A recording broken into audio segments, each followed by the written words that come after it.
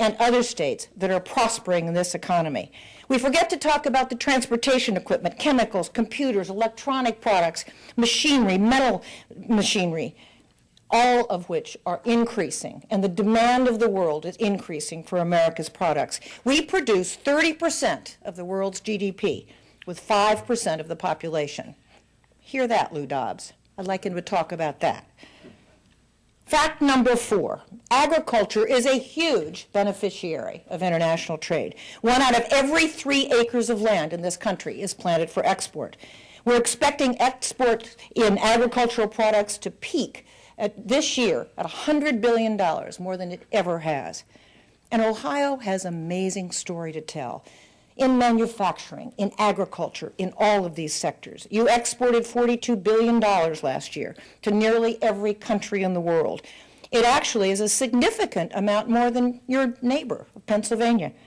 You have a good story to tell, but we need to start defining this debate by the successes and not by the failures of American business. Your ag exports are $1.7 billion.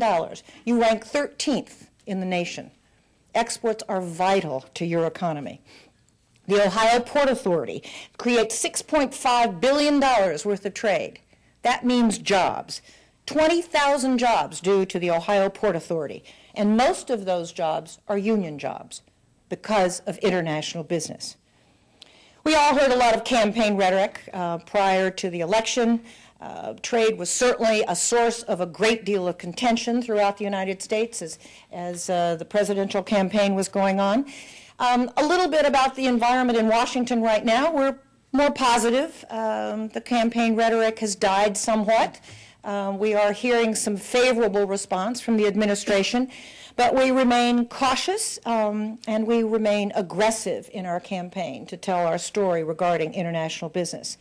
We have seen the administration now not use NAFTA as a punching bag, but more as an approach to a much more reasonable solution to some of the issues with NAFTA.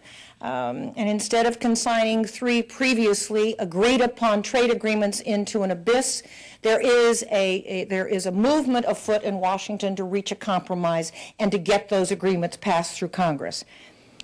President Obama has actually become a defender of the value of trade. It's a big difference from campaign rhetoric. We are very positive about how it's moving ahead with the administration. We're not quite so positive about how it's moving ahead with Congress. That's a whole nother issue. Very briefly, there have been some very good appointments. President Obama appointed Governor Locke as the Secretary of Commerce, a good free trader. He was the governor of Washington State, certainly a state that understands the significance of exports. And we have Mayor Ron Kirk, the former mayor of Dallas, who's the new U.S. trade representative, also somebody who historically has been a good supporter of trade and trade issues. So we're hearing some good, the winds are flowing in a good way. But we still have to deal with Congress. We'll be working very closely with the administration over the course of the next several months, and we're not going to agree on everything, but I think we are beginning to agree on the fact that American companies need to be able to trade throughout the world fairly and freely. The Congress is moving in a direction we're never quite sure on a day-to-day basis. Charlie Rangel, who's the chairman of the House Ways and Means Committee, has certainly been supportive of international trade issues in the past.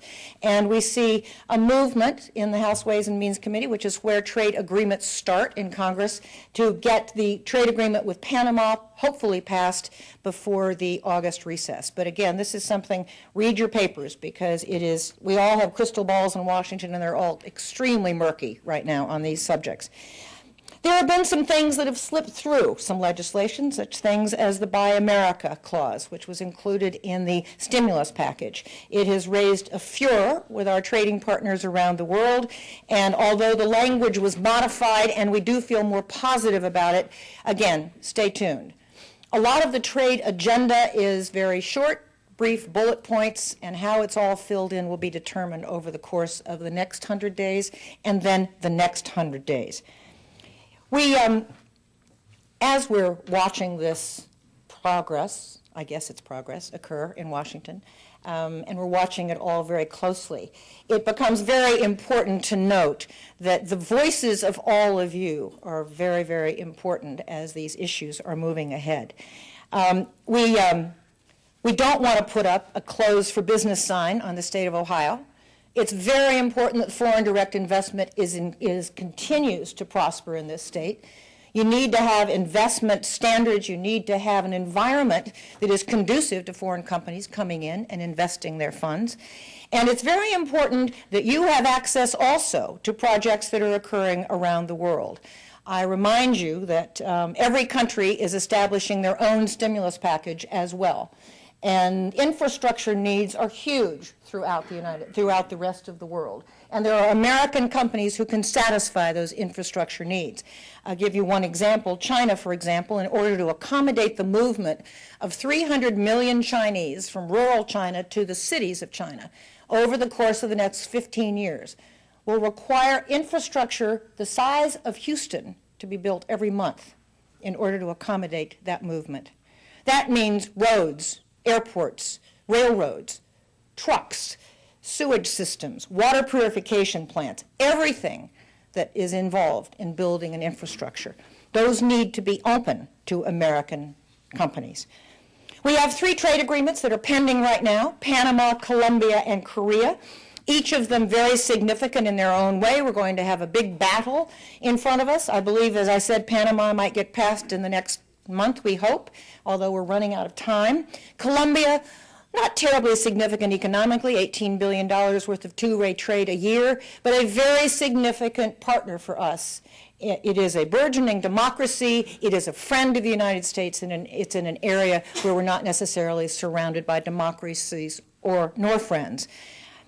Colombia, we are hoping, will reach a compromise. Both parties will sit down and reach an agreement on environmental and labor issues in order to get that passed. South Korea, probably the most significant economically of any of these trade agreements.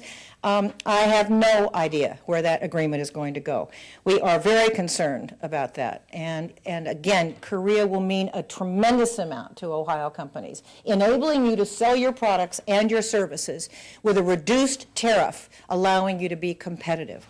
When you're talking about what's happening in Washington, it's pretty hard to not discuss trade agreements in general. NAFTA is that 5-letter dirty word that politicians don't like to talk about. And you heard conversation about opting out of NAFTA or renegotiating NAFTA. We do $1.2 million a minute in trade between Mexico, Canada, and the United States. So what if we opted out of NAFTA? What would happen to that $1.2 million of trade a minute? What happens to the infrastructure that has been built around that $1.2 million worth of trade a minute? So we need to be strategic as we possibly do deal with some of the issues that are. NAFTA's 15 years old. We've learned a lot since we negotiated NAFTA. So there are things that we have learned, and there are some changes that need to be made, but we need to be strategic, and we cannot interrupt this vital commerce. Ohio has increased your business with NAFTA countries by 138% since it started. NAFTA is a huge success. Another issue that you're going to be hearing about in Washington over the course of the next few months is Cuba. That debate hasn't really started yet, but already some issues have been liberalized as far as Cuban Americans travel to Cuba, and regarding they've relieved the restrictions on the remittances that Cuban Americans can pay into Cuba. And we're going to see some legislation, it's pending right now, removing the travel ban in general for American business. So this is another issue to stay tuned. We are supporting this greatly. We haven't seen any great results in having an embargo against Cuba. It hasn't changed things there, and other countries have gone in and tried to engage with Cuba. So a third area, you're going to be hearing about enforcement. You're going to be hearing about it in general from this administration, but also a great deal regarding China. I know several companies in this area, in Northeast Ohio. China is a huge trading partner. And it's a partner with whom they export products, to whom they export products. So it's very important that as we pursue these regulations and enforcement, we do it strategically and we do it thoughtfully.